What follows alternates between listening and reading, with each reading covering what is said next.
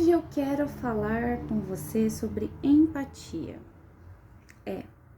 Esse é um tema antigo, porém extremamente importante e fundamental para os nossos relacionamentos. Quando a gente fala de relacionamento, seja ele qualquer tipo, relacionamento afetivo, relacionamento profissional, relacionamento familiar, amizade, independente do tipo de relacionamento, se a gente não considera na nossa comunicação o outro, a gente está fadado a não ser, sabe, benquisto, a de repente não ser valorizado, porque, vamos supor, ninguém gosta de entrar no relacionamento ou numa discussão saudável, numa conversa, se de repente não é levado em conta o que você pensa, o que você sente. Então a empatia é a base fundamental das relações humanas saudáveis. E é sobre esse assunto que eu vou tratar hoje aqui com vocês. Eu sou Michele Ribeiro, jornalista e psicóloga, especialista em relacionamentos e comunicação. Já vai deixando o seu like, compartilhe esse vídeo e se inscreva no canal.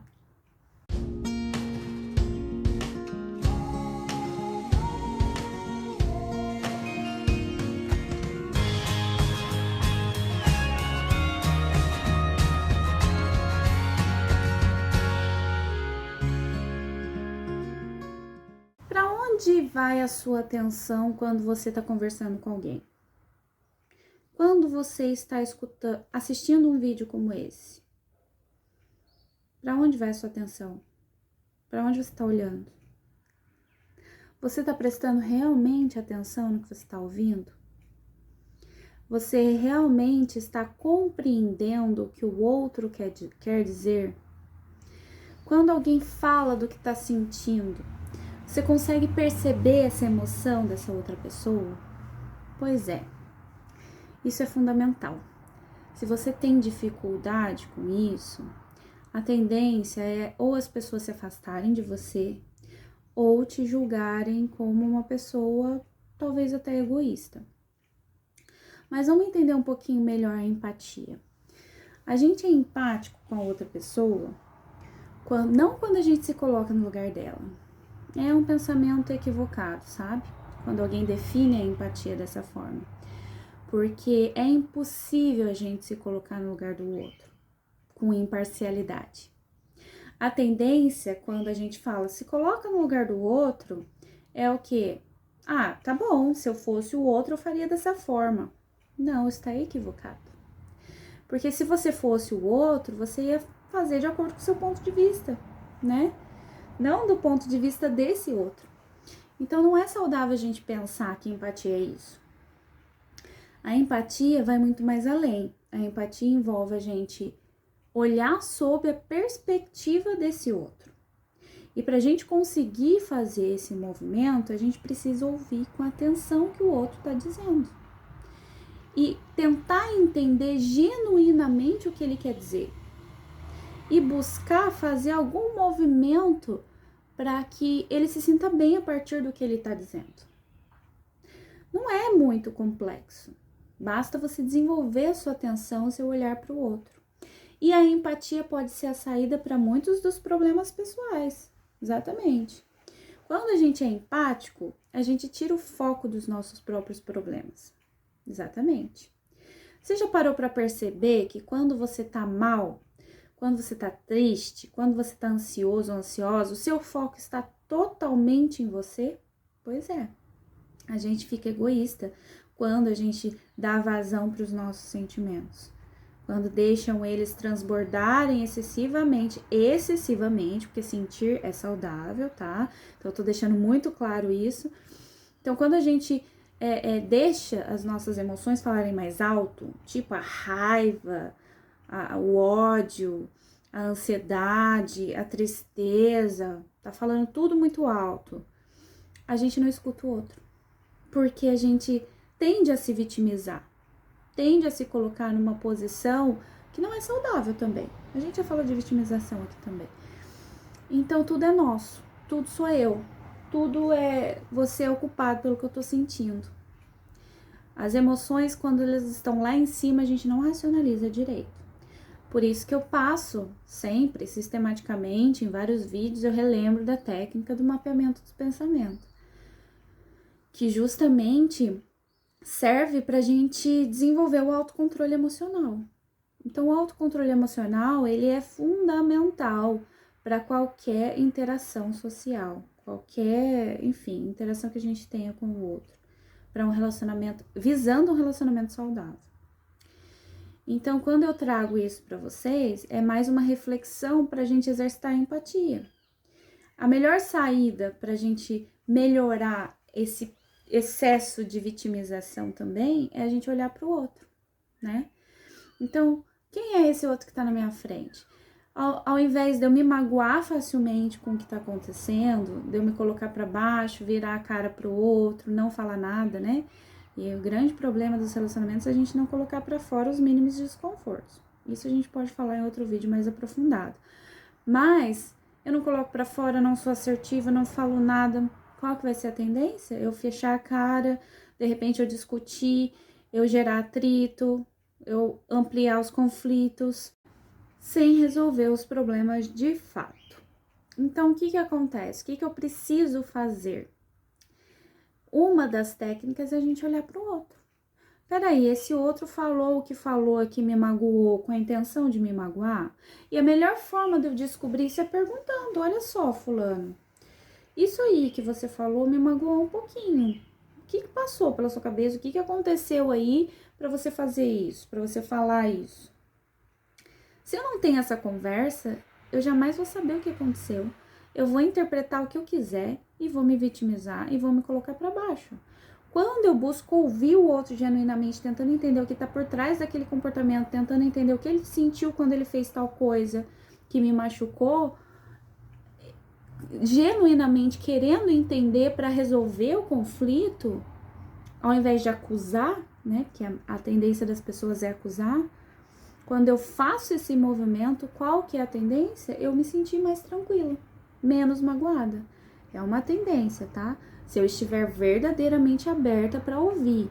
Porque eu vejo também muitos casos de pessoas que não estão genuinamente abertas. Elas vão para debater, para dizer que elas têm razão, né? Ó, eu tô certa, é isso que eu tô pensando e acabou. E ela não dá abertura para o outro se justificar.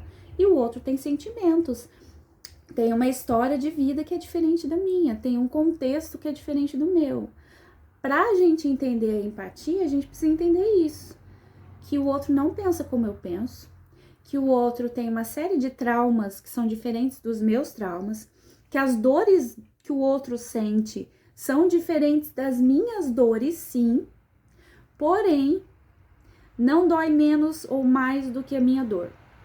Então, eu posso ter perdido uma pessoa que eu amo, que morreu, e sofrer muito e de um jeito muito peculiar, chorando, me debatendo, me isolando de todo mundo. Mas esse outro também pode sofrer igual ou pior, mas ele não coloca pra fora. E aí eu vou julgar o comportamento do outro? Eu vou julgar, nossa, a pessoa era esposa de fulano, morreu e tá ali sorrindo? Gente, tem gente que sorri de nervoso. Então, isso é só pra gente entender um pouquinho como funciona a empatia. O outro é diferente de mim, eu preciso entender isso. Por isso que não é legal a gente se colocar no lugar do outro, mas sim tentar entender sobre a perspectiva do outro, sobre o olhar do outro. E para eu fazer esse movimento, eu preciso perguntar, eu preciso conversar com esse outro e por aí vai. Sabendo disso, acho que fica um pouquinho mais claro a gente entender o processo relacional envolvendo a empatia. Quando a gente é mais empático, a tendência é a gente considerar mais o ponto de vista do outro e ficar menos egocêntrico. Quando a gente se coloca como centro do universo, a gente não consegue olhar para o outro, né? Enfim.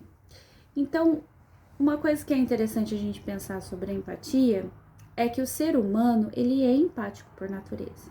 Pois é. Faz parte da sobrevivência do ser humano a empatia. Sabe por quê? Porque nós temos uma vantagem, né, na classe dos animais que pensam, justamente pelos neurônios espelho. Desde a infância a gente desenvolve a empatia. Então, se por um acaso você tem uma certa dificuldade com ser empático, provavelmente pode ser que você tenha tido uma base na infância com uma baixa afetividade, sabe? Um baixo acolhimento, enfim, em que foi trabalhado poucas as emoções, né, por parte dos pais ou das pessoas que te criaram. Então a gente pode partir desse princípio. Porém, a empatia pode ser desenvolvida. Exatamente. Então, assim, começa na infância de que forma? A partir da imitação. A empatia tem a ver com isso, né? Com você se identificar ali no outro, a partir da observação. Então, vamos supor, a criança aprende imitando o que é tristeza, quando alguém faz uma cara de triste, quando alguém chora. A tendência da criança, se vocês forem observar, é fazer carinho, é ir ali abraçar, né? Ela desenvolve empatia a partir desses movimentos que ela faz na infância. Claro que a partir da observação dos pais, por isso que a empatia pode ser desenvolvida na infância. A gente já tem isso a partir da observação. E foi a partir da empatia lá na pré-história que o ser humano, a espécie humana se preservou. Por quê? Porque justamente por um entender que precisa de se alimentar, de caçar. Então foi um ajudando o outro para sobreviver, né? Lá na pré-história, se a gente for voltar.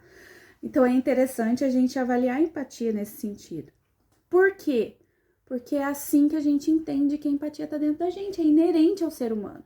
Então podemos desenvolver sim. Quem pode ter mais dificuldade em ser empático? São dois tipos de pessoas: os psicopatas e os autistas. Psicopatas, eu até já gravei um vídeo aqui sobre esse tema, enfim, brevemente falando sobre isso. São geralmente aquelas pessoas que não têm emoção nenhuma. E assim, dificilmente essas pessoas vão desenvolver empatia. Elas podem manipular isso, porque são extremamente inteligentes, mas elas não têm emoção. Agora, os autistas, eles têm dificuldade de reconhecer a emoção no outro, né? Eles sentem, mas têm dificuldade em reconhecer. Então, se uma mãe, por exemplo, né, ameaça bater numa criança, né, que tá desobedecendo, que é autista, vai dar uma chinelada e tal, a criança não vai entender, por exemplo. Ela tem dificuldade de reconhecer essas emoções. Mas para essas crianças autistas, enfim, tem tratamentos voltados para isso, enfim. Então, tem várias abordagens nesse sentido. Para os psicopatas, a gente ainda não tem como trabalhar, né? A gente tem como se proteger deles. Então, a gente pode pensar dessa forma, que tem a ver com o reconhecimento de emoções. Partindo desse princípio, o que a gente pode pensar? Dentro da abordagem da comunicação assertiva, se eu me preocupo em ser empática e dou cada vez mais atenção à empatia, qual que pode ser a tendência? A eu ser uma pessoa mais acolhedora, né? Eu ser uma pessoa agradável de conviver, que as pessoas querem ficar por perto. E, além disso, eu posso ajudar muita gente. A empatia, ela promove a colaboração, a cooperação. Então, num mundo em que a gente vive, em que todos são muito individualistas, ou que a tendência ao individualismo é grande, no sentido de, cada um por si, vamos lá, internet, cada um mais isolado socialmente, e ainda mais a pandemia para colaborar e tudo mais, cada um por si, nessa abordagem do cada um por si, a gente estimula a competitividade ao invés da cooperatividade. E isso é patológico, né? E isso a gente pode, indo por uma outra abordagem, falar de, enfim, escassez. Quanto mais a gente se une ao outro, entendendo que o outro tem suas qualidades, suas potencialidades, seus talentos, se a gente é empático, a gente favorece o crescimento mútuo, né?